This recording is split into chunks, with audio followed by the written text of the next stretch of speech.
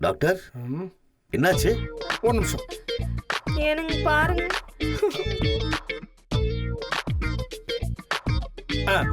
Hello doctor சித்ரகுப்தம் பேசுறேன். நான் சொல்றதை கொஞ்சம் கரெக்டா நோட் பண்ணிக்கமா. இந்த சின்ன வெங்காயம், தக்காளி, இந்த இஞ்சி பூண்டு இதெல்லாம் தனித்தனியா நறுக்கி வச்சுக்கோ. அதுக்கப்புறம் முதல்ல வடச்சட்டியில அந்த வெங்காயத்தை போட்டு நல்லா ஃப்ரை பண்ணிக்க. அதுக்கப்புறம் தக்காளி, அப்புறம் நறுக்கி வச்ச இஞ்சி பூண்டு இது எல்லாத்தையும் உள்ள போட்டு கொஞ்சம் நல்லா பொன்னிறமா வறுத்துக்கணும். அது 10 போடுறதுக்கு தெரியலையே. நல்லா வதக்கிட்டு 4 முட்டையை உள்ள போடு. மறக்காம பெப்பர் போட்டுனா நல்லா டீப் ஃப்ரை பண்ணி. ஆமா, ஒரு வேளை இவன் சித்த வைத்திய டாக்டர். அப்படி பண்ணாதான் முட்டை நல்லா கிறிஸ்பியா இருக்கும். ஓகே ஓகே ஓகே, சரி சரி. டாக்டர் போன்ல யாரு? My wife. ஓ, உங்க வைஃப்க்கு சமைக்க தெரியாதா? என் வைஃப்க்கு சமைக்க தெரியாது. பாரு அவர் எவ்வளவு அழகா டிப்ஸ் கொடுக்கறாருன்னு. அது அவர் டாக்டர் கொடுப்பாரு. என் வைஃப் கூட டாக்டர் தான். சமைக்கிறாங்கன்னு சொன்னீங்க.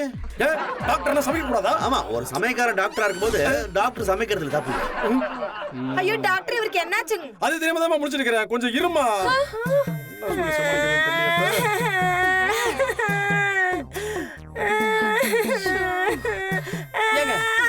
என் வைஃபே தைரியமா இருக்கா, நீங்க அழுவுறீங்க? ஓகே, இந்த பொண்ணு சமாதானப்படுத்து.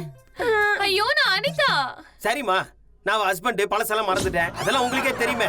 ஓகே, இந்த பொண்ணை கொஞ்சம் பாத்துங்க. டாக்டர் என்ன டாக்டர் இதெல்லாம்? இது ஷார்ட் டேர்ம் மெமரி லாஸ் மாதிரி தெரியல.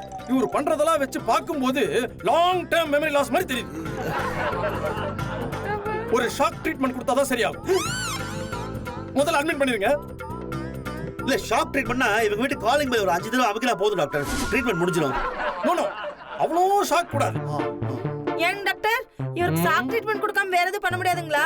சில பேருக்கு பயத்துல இந்த மாதிரி ஆயிரும். நான் சொல்ற மாதிரி செய்யுங்க. ட்ரிப்ளிகேட்ல இருக்க தர்காக்கு போனீங்கன்னா மந்திருக்கிறது தானே. எதுக்கு ட்ரிப்ளிகேட் தர்கா வரைக்கும் போனோம்? இப்ப நம்ம ஏரியால இருக்க தர்காலே மந்திருக்காங்க தெரியுமா? அது எங்க சார் இருக்குது? ஐயோ, தெரியாது உங்களுக்கு?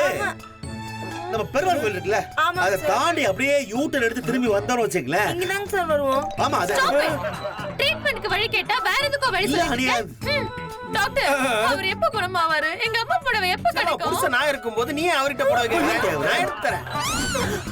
டாக்டர் சார் ப்ளீஸ் ஏதாவது பண்ணுங்களேன். அவருக்கு பழசெல்லாம் ஞாபகத்துக்கு வரணும்னா நீங்க பழைய விஷயங்களை பேசணும்.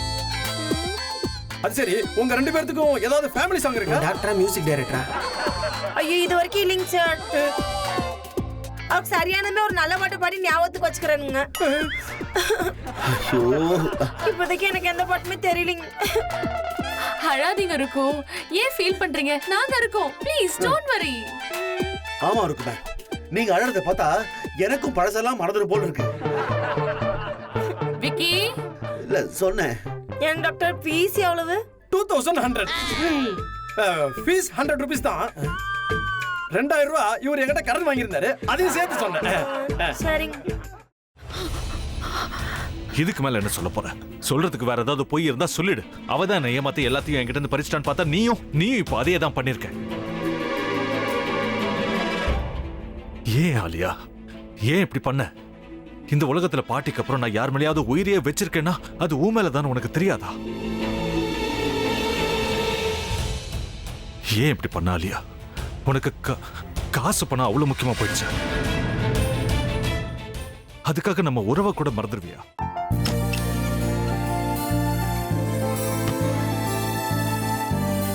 சக்தி ஒரு நிமிஷம்.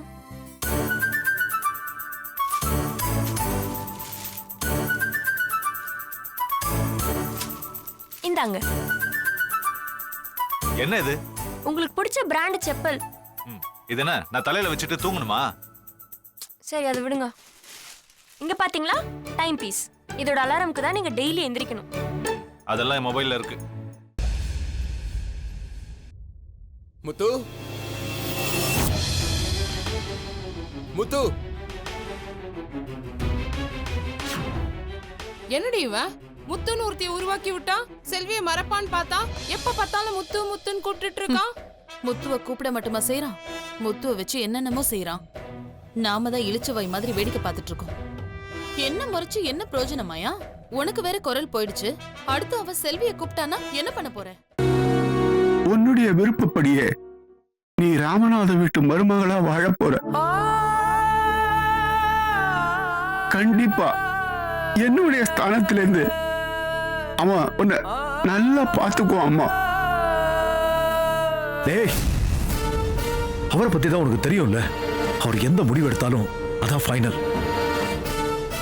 நம்ம அப்பா வேணுமா வேணாமாங்கிறத நீயே முடிவு பண்ணிக்கோ. வாடா.